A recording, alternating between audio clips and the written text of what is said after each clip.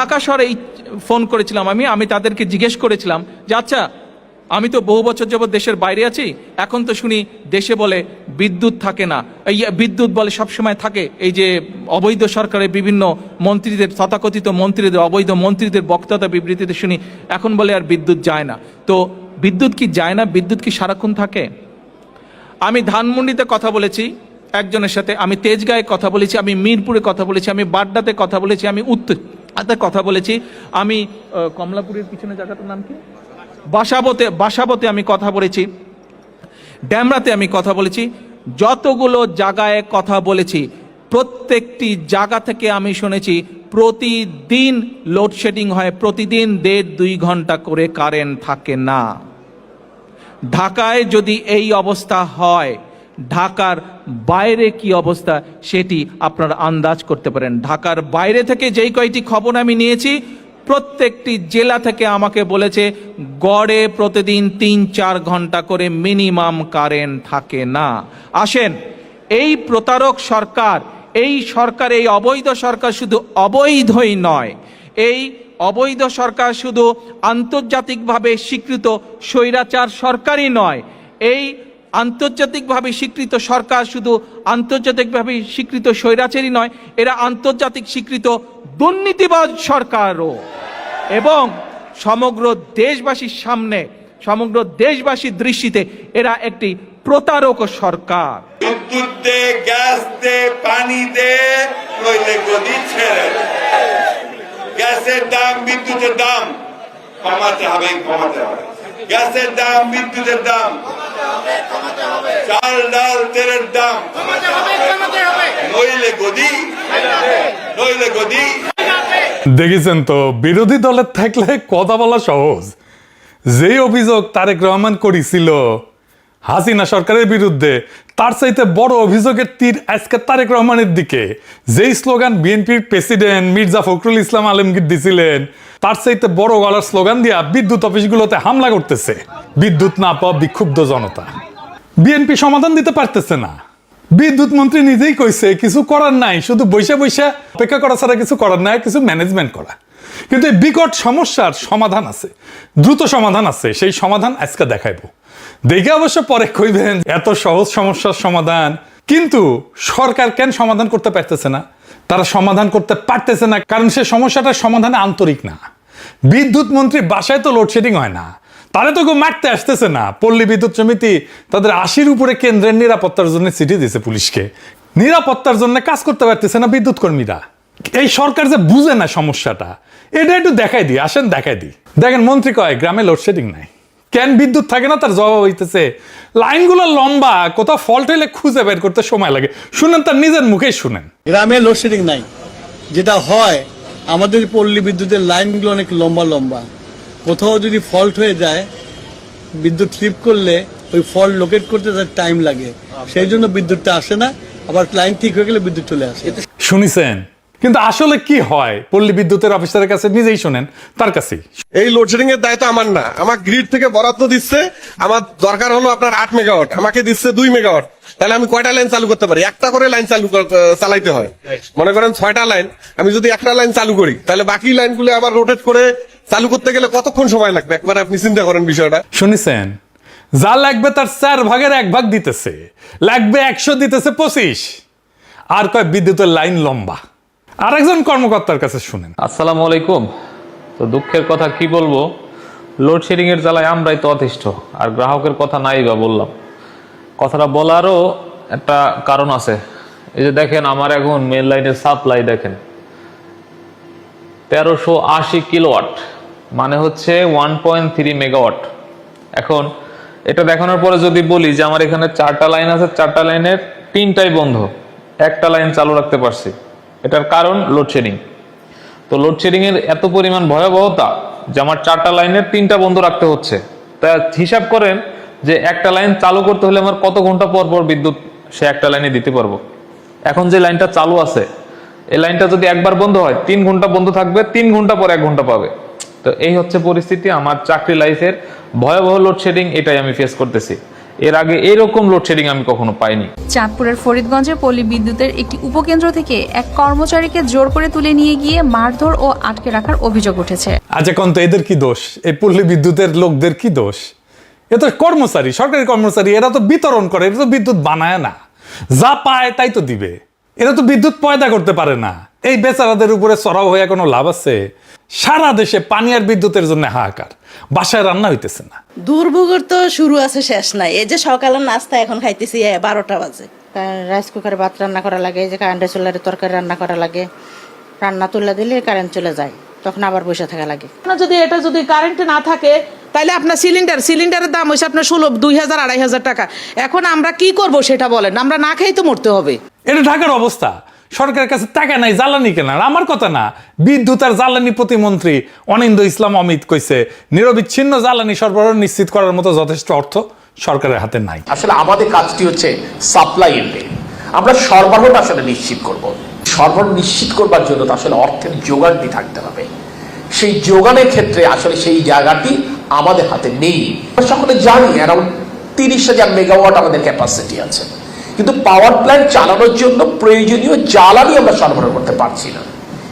দেখেছেন কি অবস্থা? বিদ্যুৎ কেন্দ্র চালানোর মতো যথেষ্ট জ্বালানিও নাই। কেন নাই?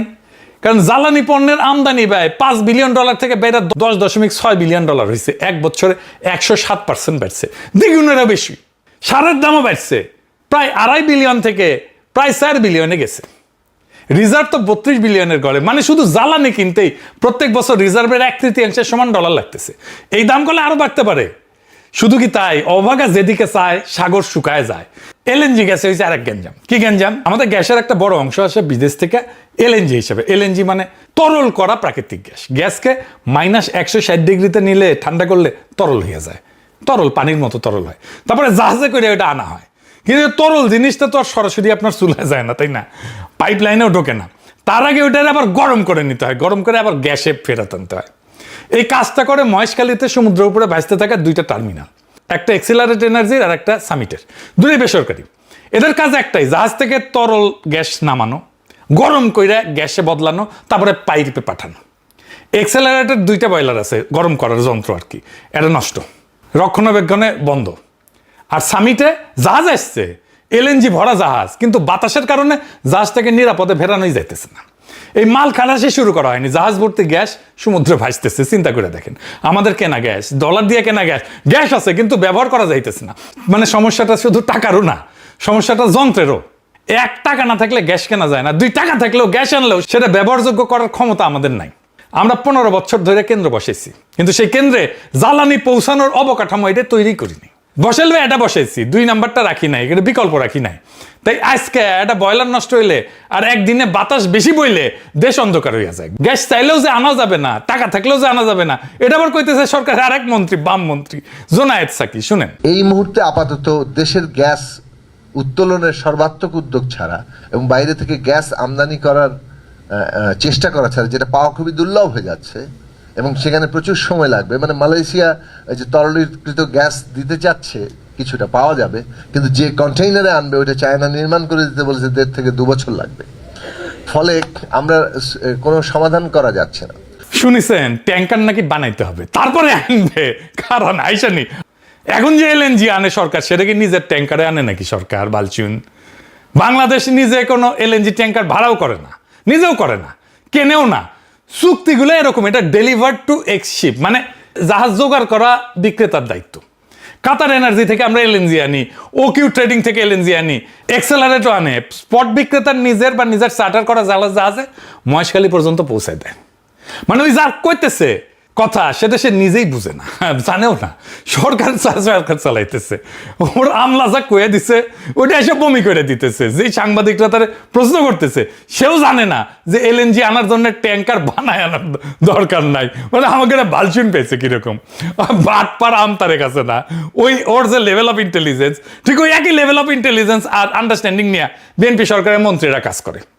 জুনায়েদ সাকি বলে ট্যাঙ্কার বানাইতে দেবে চায় না, আর বাটপার তারেক বলে আমেরিকায় মেশিন বানাইতে দিছে। শুনেন, বিদ্যুৎ গ্যাস নিয়ে 6 মাস সময় পেয়েছে একটা অবকাঠামো তৈরি করতে। আমেরিকা তাকে মেশিন বানাতে দিছে, ওই মেশিনটা বানাইতে লাগবে 11 মাস, ওইটা 2 মাস লাগবে চায়নায় নিতে। কত হলো? 13 মাস। আর 2 মাস লাগবে মডিফাই করতে, কত হলো? 15 মাস। আর 2 মাস লাগবে বাংলাদেশে আনতে, কত হলো? 17 মাস। মানে বিদ্যুৎ সেক্টরের ডেভেলপমেন্টটা এরকম লং টাইম নেয়, সুতরাং এসে হুট করে বানায় ফেলা অনেক কঠিন। শুনেছেন এরা পলিটিক্স করে, বাংলাদেশে দেশ চালায়, বুঝেছেন? কোন কিসিমের মাল দেশ চালায়, কোন কিসিমের জোকার দেশ চালায়। আবার নতুন তত্ত্ব আনিছে বিদ্যুৎ মন্ত্রী, বলছে যে বিদ্যুৎ চালিত রিক্সা বাইরে যাওয়ায় নাকি বিদ্যুতের চাহিদা বাড়িছে রাতের বেলা। সে নিজেই সংসদে কইছিল গ্রীষ্মকালে গরম আর সেচের কারণে গ্রীষ্মে 18,000 মেগাওয়াট বিদ্যুতের চাহিদা হয়। সেই টাইমে কিন্তু বলে না এটা রিক্সার কথা, এখন এটা বলির পাটা লাগবে, তো তাই বাই করেছে যুক্তি। চিন্তা করেন, মানে মাথা যা আসছে কয়ে দিতেছে। আবার দেখেন দেশে গ্যাস নাই, বিদ্যুৎ নাই, জ্বালানি নাই, 12 থেকে 18 ঘন্টা লোডশেডিং হয়, আবার নামাবে নাকি বৈদ্যুতিক বাস। মোটে মা রাধে না তপ্ত আর পান্তা, কি যে অবস্থা। জোকারে জোকারে ভর্তি। লোডশেডিং আগে হয়েছে, কিন্তু কথা হইতেছে রেকর্ড লোডশেডিং তো হয় না, এখন হইতেছে রেকর্ড লোডশেডিং। এই নতুন রেকর্ড কেন হইল? সে জবাব তো দিতে হবে। বিদ্যুৎ জ্বালানি ছাড়া তো শিল্প কলকারখানা চলবে না। পেট্রোবাংলা চাহিদার মাত্র 56% গ্যাস দিতে পারতেছে। সাভার আশুলিয়া কারখানা উৎপাদন কমছে 50 থেকে 60% পর্যন্ত। এটা গিয়ে পড়বে কোথায়? আমাদের রপ্তানি কমছেও। হাসিনা আমলে 23-24 অর্থ বছরে রপ্তানি ছিল $44.7 বিলিয়ন। পরের বছর ইউনূস সরকারের আমলে সেটা বেড়ে দাঁড়িয়েছিল $48.28 বিলিয়ন, মানে 8.5% প্রবৃদ্ধি হয়েছিল। মানে হাসিনা পরের বছর তো রপ্তানি বাড়ছে, ভালোই বাড়ছে। এই বছরের লক্ষ্য ঠিক করা হয়েছিল $55 বিলিয়ন, 16% বেশি রপ্তানি করবে। কাজ কত আর হয়েছে কত? 48 বিলিয়ন। ইউনূসের আমলের চাইতেও কম। লক্ষ্যমাত্রা যেতে $7 বিলিয়ন কম। তো $7 বিলিয়ন করতে আসবে, আকাশ থেকে পয়সা হবে। এই ঘাটতিটা পড়বে কোথায়? পড়বে বাজারে। পড়িছেও তাই, জিনিসপত্রের দাম আকাশ ছুঁইছে, আপনারা আয়ত বাড়তেছে না, বাড়ছে কে তারা হাসপাস করিচ্ছে। দেখেন বাসা থেকে আমরা বলছে 1 গুড়া চিনি গুঁড়া চাউল নিতে, চাষি চিনি গুঁড়া চাউল কিনতে গিয়েছে 230 টাকা। এগুলি কোথায় গেলি? পেঁয়াজ নিছি 2 দিন আগে নিছি 35 টাকা, কালকে চাইতে 70 টাকা। এরপর কাঁচা বাজার কি অবস্থা? 100-150 টাকা দিতে কোনো তরি দরকারই নেই। আমরা কোন দেশে আসি? আমার মতো লোকে বাজারে এলে আমি 1000 টাকার বাজার প্রতিদিন করতে পারবো? গ্যাসের দাম বাড়তি, তেলের দাম বাড়তি, বিদ্যুতের দাম বাড়তি, ঘর ভাড়া বাড়তি, আপনি রিক্সাতে যাবেন রিক্সা ভাড়া বাড়তি। এটা কোন রাষ্ট্রে বসবাস করি? সিন্ডিকেট সব জায়গায় সিন্ডিকেট। কাঁচামরিচের কেজি হচ্ছে 300 টাকা, ধনিয়া পাতা 300 টাকা, 80 টাকার ফুলকপি হচ্ছে 120 টাকা। কিভাবে কিনবো? অল্প অল্প নিচ্ছি আর কি। সবকিছুর দাম বেড়ে গেছে হঠাৎ করে। এই অগাস্ট মাসে কয়েকদিন আগে ঢাকার বাজারে যুগান্তর প্রতিবেদন করছে, ডিম 150 থেকে 155 টাকা ছিল ডজনে, এক সপ্তাহে বাড়ছে 10 থেকে 15 টাকা ডজনে। ব্রয়লার মুরগি 200 টাকা কেজি থেকে 200 টাকা কেজি ছিল, সপ্তাহে বাড়ছে 10 টাকা। মাছে কেজিতে 20 থেকে 30 টাকা বাড়িছে এক সপ্তাহে। নিম্নবিত্ত পরিবারগুলো হাঁসফাঁস খাইতেছে, প্রত্যেক দিন খাদ্য তালিকা থেকে একটার পর একটা জিনিস বাদ দিতে বাধ্য হচ্ছে। কেউ সঞ্চয় ভাঙতেছে, কেউ ধার করে সংসার চালাইতেছে। ভয়াবহ অবস্থা, আপনারা নিজেরাই জানেন, আমার আর বলার দরকার নেই। রিজভী ভাই গত বছর জানুয়ারিতে কইছিল দ্রব্যমূল্য নিয়ন্ত্রণে অন্তর্বর্তীকালীন সরকার নাকি ব্যর্থ। 5 মাস হয়নি কিন্তু তখন ইউনূস সরকারের, তাই নির্বাচন লাগবে। বিএনপি প্রেসিডেন্ট কইছিল বর্তমান সংকটের একমাত্র সমাধান নাকি নির্বাচন। তো নির্বাচন তো হয়েছে, সংকট কেন যায় না? এখন ক্যারাটা নির্বাচন লাগবে সংকট কাটাইতে হইলে, এই বিদ্যুৎ সংকটের সমাধানের জন্য ক্যারাটা নির্বাচন লাগবে। নির্বাচন করে তো হ্যাঁ প্রেসিডেন্ট হয়েছে, অনেকে এমপি মন্ত্রী হয়েছে, সাধারণ মানুষের কি হয়েছে? যে তিমিরে ছিল সেই তিমিরেই আছে, আরো দুর্ভোগ বাড়িছে। এখন তো ইউনূস সরকারের আমলের চাইতে দাম বেশি জিনিসপত্রের। সেই জন্যই অর্থমন্ত্রী আগে কয়ে দিছে দ্রব্যমূল্য বাড়বে, এপ্রিলে কইছে। দেখেন চালাক আছে খোলে। হাসিনার অজুহাত ছিল ইউক্রেনের যুদ্ধ, বিএনপি সরকার অজুহাত হয়েছে ইরানের যুদ্ধ। তো এটা দায়ী কে? এটা তো একজন দায়ী আছে, তাই না? আসেন সেটা দেখে নিই। সহজ উত্তর, হাসিনার আমলের লুটপাট। কিন্তু এই লুটপাট বললে মানুষ ভাবে টাকা চুরি হয়েছে। টাকা চুরির চাইতে ভয়ঙ্কর জিনিস হয়েছে। ওরা একটা ব্যবস্থা বানাইছিল যেখানে বিদ্যুৎ কেন্দ্র বানানো লাভজনক ছিল, কিন্তু বিদ্যুৎ দেয়া কারো দায়ী ছিল না, দায়িত্বই ছিল না। কেন্দ্র চলুক বা না চলুক ক্যাপাসিটি চার্জ যাবে ডলারে, আদালতে প্রশ্ন তোলা যাবে না, দায় মুক্তি আইন আছে, টেন্ডার লাগবে না, দরপত্র লাগবে না, ওরাই ঠিক করবে দাম কত, আমরা আর মামুরা বৈশা। আর ওই কেন্দ্র বানানোর টাকা ওইটা আবার ব্যাংক থেকে লোন নেবে। 1.5 লাখ কোটি টাকা লোন নিছে, সেটা আর ফেরত যায় নাই। শীর্ষ 20 জন ঋণ খেলাপির তালিকায় এই বিদ্যুৎ কেন্দ্রের মালিকের নামও আছে 2টা।